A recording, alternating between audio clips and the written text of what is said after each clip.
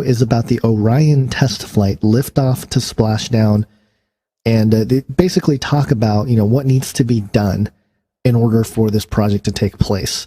And so NASA engineer Kelly Smith is on there, he's explaining stuff, but he says something really interesting. So let's check this out. As we get further away from Earth, we'll pass through the Van Allen belts, an area of dangerous radiation. Radiation like this could harm the guidance systems, onboard computers, or other electronics on Orion. Naturally, we have to pass through this danger zone twice, once up and once back. But Orion has protection. Shielding will be put to the test as the vehicle cuts through the waves of radiation. Sensors aboard will record radiation levels for scientists to study. We must solve these challenges before we send people through this region of space. Wait a minute. We must solve this issue before sending people through this space? What happened during the moon missions? Didn't they go through the Van Allen belt as well? So, I don't know. Just wanted to point out this discrepancy where in this video, this guy is talking about how the equipment can fail and the navigation can fail and we're going to have to figure this out before we put people through it. Well, what's to figure out? Didn't you guys figure that out like 50 years ago or something? Just very strange that they would say that. Did they spill the beans? Maybe.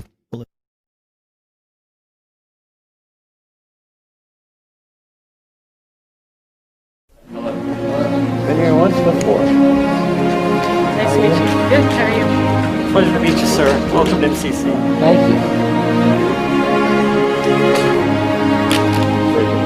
Awesome. That's a close-up cupola that's one of the windows in there. And that's a picture of Washington, D.C.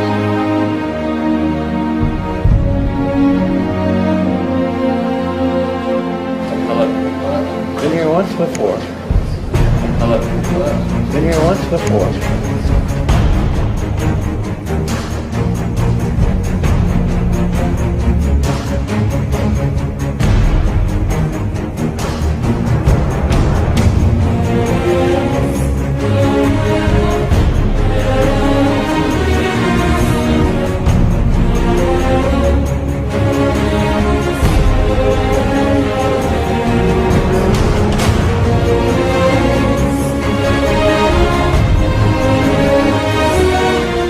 Chroma key means you can use any background that you like. This is what the background looks like. This is the true background that we filmed this on. With chroma key it means you can have any background that you like this, or maybe this, or maybe this.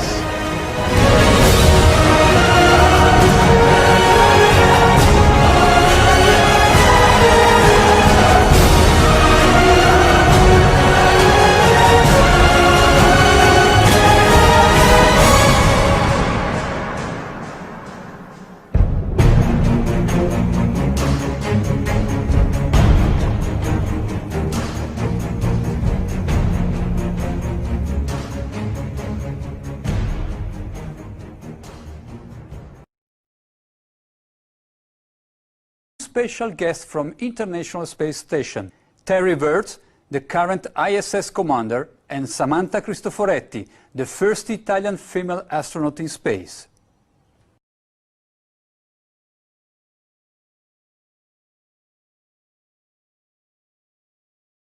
Hi Terry, buongiorno Samantha. Thank you very much for joining us on Euronews. I would like to start by asking how you feel about the other 3 crew members returning to Earth. As the next crew will arrive at the end of March, do you feel a bit lonely up there in space? You know, it was sad seeing.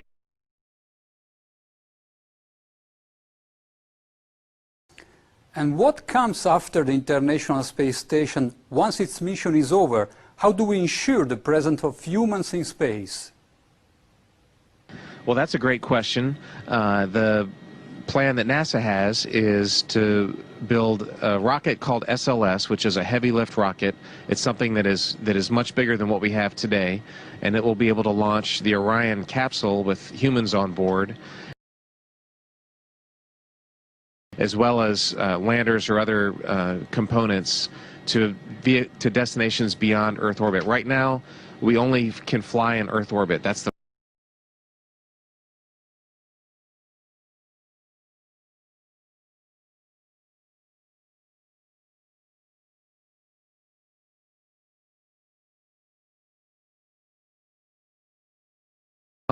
we only can fly in Earth orbit. That's the farthest that we can go. And this new system that we're building is going to allow us to go beyond and hopefully take humans into the solar system to explore. So the moon, Mars, asteroids, there's a lot of destinations that we could go to.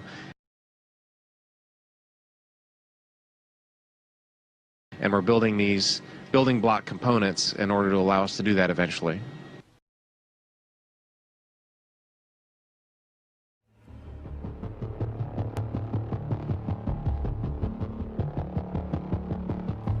Orion is getting ready to launch.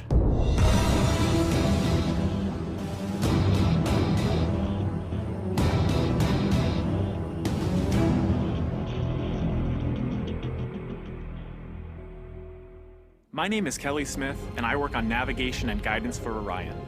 Orion is NASA's next-generation spacecraft. Built with versatility in mind, it can take astronauts deeper into space than we've ever gone before, to an asteroid or even onto Mars. For these missions, Orion has to be one tough spacecraft, withstanding high speeds, searing temperatures, and extreme radiation. Before we can send astronauts into space on Orion, we have to test all of its systems. And there's only one way to know if we got it right. No astronauts will be aboard. The spacecraft is loaded with sensors to record and measure all aspects of the flight in every detail. It all begins with launch, aboard a Delta IV as the spacecraft and the upper stage begin their first lap around Earth. Mission Control in Houston is monitoring the progress of the flight. Orion's over 100 miles up and going about 17,000 miles per hour. Just as it passes over the Indian Ocean, we lose communication. As we get further away from Earth, we'll pass through the Van Allen belts, an area of dangerous radiation.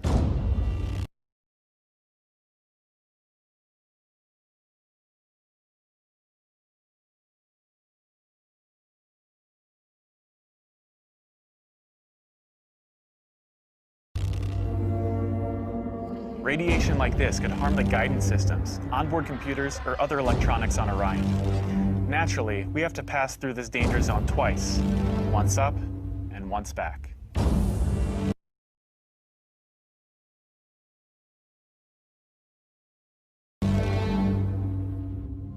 But Orion has protection.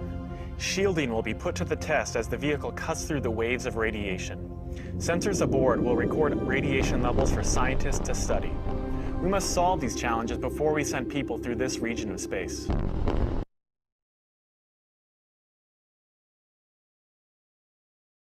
It's great to be a part of this first space flight for Orion, and we're looking forward to beginning a new chapter in human space exploration.